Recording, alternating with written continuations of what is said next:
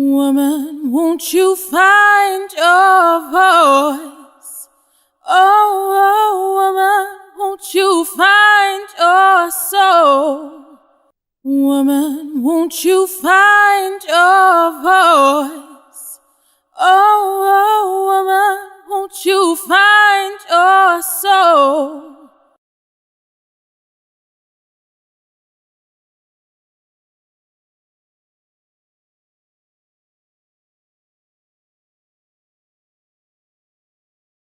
I think I started being identified as a feminist, firstly because people would ask me all the time, "You're a feminist, what are you doing?" And so my sort of, even from a very young age, I had issues. I didn't understand injustice. And living in northern Nigeria, the gender and class came to me much earlier. The inequalities of wealth and status and privilege and the abjection that was visible. It's not like South Africa, where I later moved, where it's partitioned. So in much of the rest of Africa, especially the urban areas, these things are all face to face, which I think that's a good thing. So I would say I started with that, wondering, why is this one on the floor, and why is this one running around crazy? So questioning. And then, there were various things in your upbringing. I had two brothers, younger than me. So I can't claim to have been oppressed, but I was very aware of the contradiction between a sort of Western model, the woman as the wife and wearing pretty silly clothes, pink fluffy things. And, as a child, people try to move you into that. And I don't like pink, I never did. I, as a young age, wanted to play soccer and climb trees, and I got away with it, particularly from a mixed race family. You had more freedom because people sort of didn't expect you to understand the proper behavior. So I got away with wild hair and running around and climbing trees and playing soccer, and enjoyed being with boys. Many feminists say this, they were tomboys, but it's really not wanting to fit that narrow contradictory space that is femininity. So it was sort of back and forth, because on the other side, my father's from the Nupe community, and women are extremely powerful. And he had 6 sisters. So there were 2 very different role models, and I would suggest that I had issues around being feminine until I discovered an entry point, if you like, through what I learned and saw about African women, particularly in the body. And in the self-presentation. So my admiration and slight intimidation, that's what drew me more. So I found I was able to be more comfortable in my skin. And of course that applied to race as well. So there's a way in which an African family, in my case a Nupe family, they're conventional, and in my case they're very Christian and that, but the fact that you're a relative, they never cast you away. So there's an embrace and a love, and if anything, I was privileged. My dad was the most successful in his family, so that gave you a certain various kinds of privilege, but mostly the love and the welcome. And when I spent quite a bit of time, as I said, jostling back and forth. And in England, it was a completely different environment. I remember being one of those, and I don't want to dwell on this, but being the first black child in an all-white school. And that was when the Civil War happened in Nigeria, so the voyaging became more compelled, if you like. So the other reason is not quite fitting, but so managing duality and seeing gender contradictions through a dual cultural lens. But I think I became aware because people told me it was it. How did I become a feminist? Well, people called me it, so I started looking into it and felt just at home with it from the beginning. So perhaps I've always been a feminist. But in my case, it comes from, I think, just being able to see contradictions from childhood and see the switches from one place to another.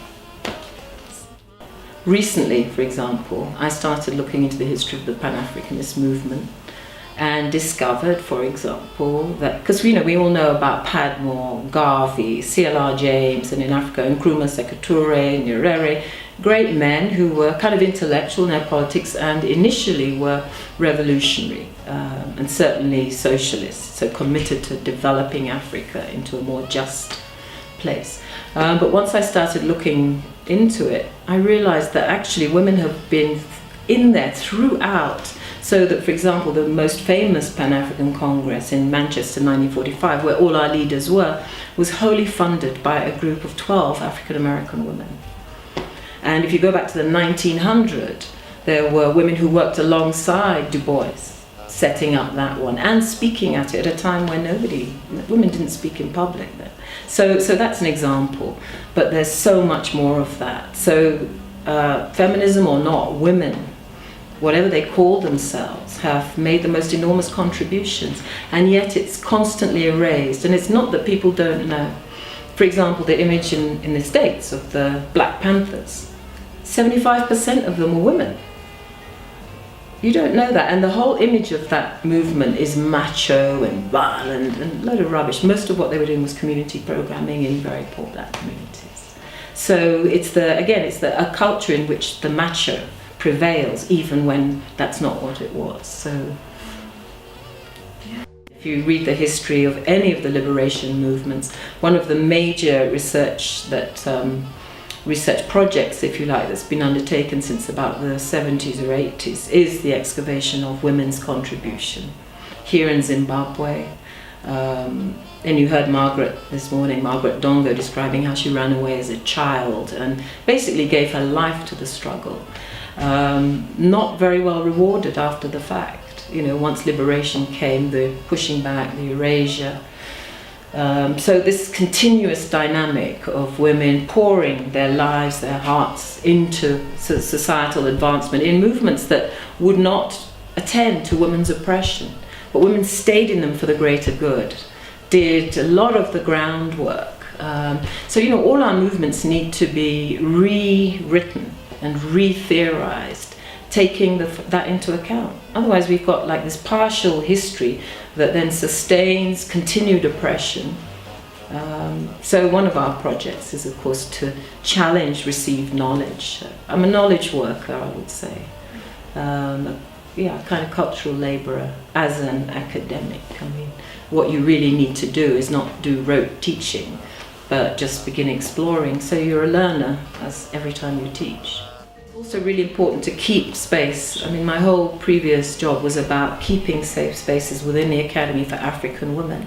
That's not allowed in a neoliberal academy. So that was an interesting experience because people off the continent always wanted to occupy that space and had more resources to do so. So I think it's really important that this grew on Africa, the continent, and is well grounded and even more embedded here and addressing some of the remaining areas. But I'm also in favour of us not denying the fact that feminism in Africa has grown out of a lot of international engagements. We've informed other feminist movements. I dare say they understood that women's roles were not God-ordained and absolute when they came here as anthropologists, trying to make sense of things like the Women's War in Nigeria and the fluidity of women's gender roles, and the fact that women did all the things that they were wanting to do.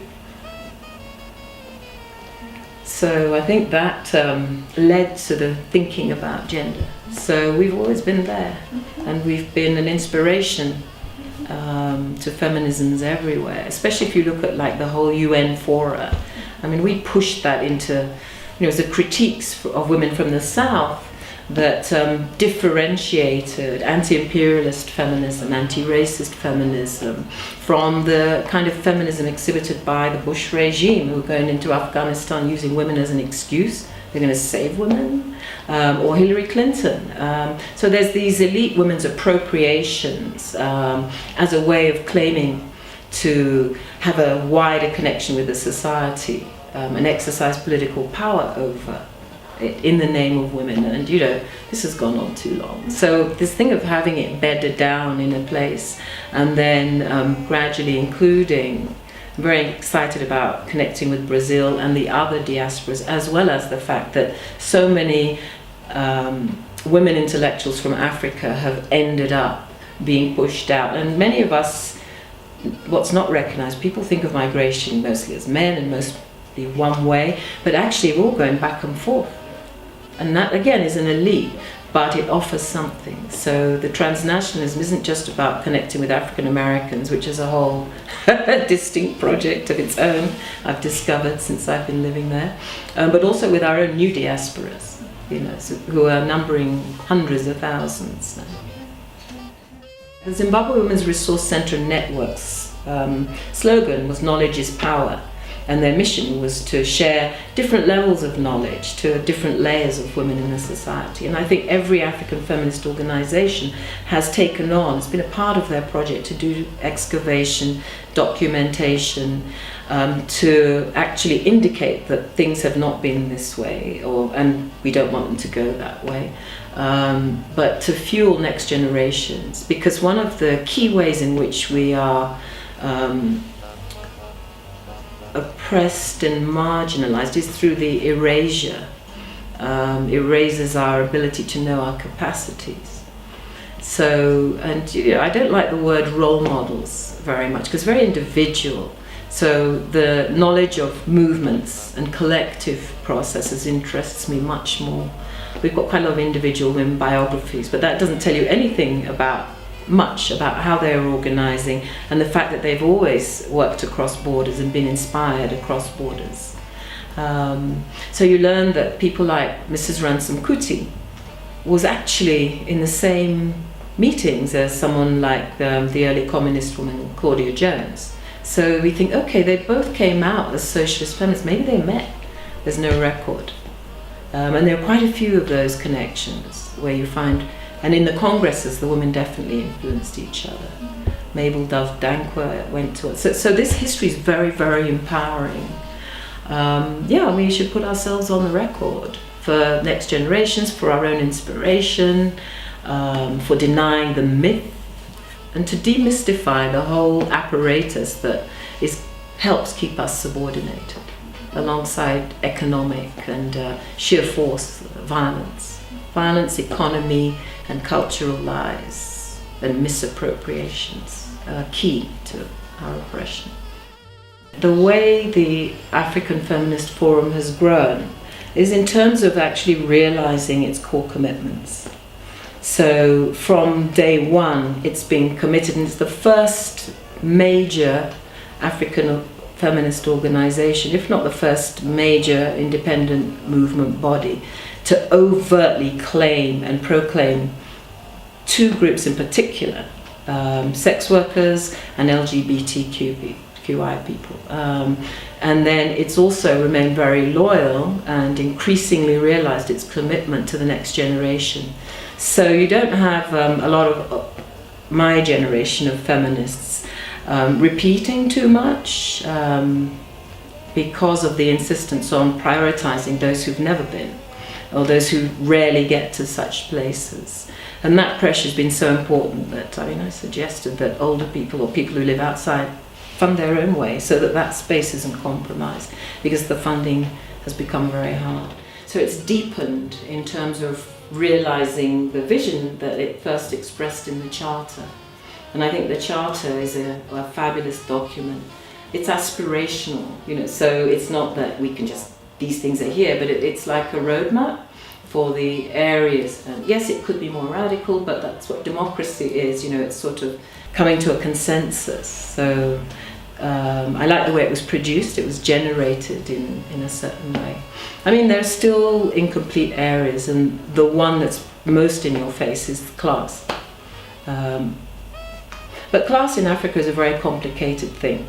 So I would want to say that is an issue, but don't assume that everyone you see wearing a dress is actually middle class or privileged.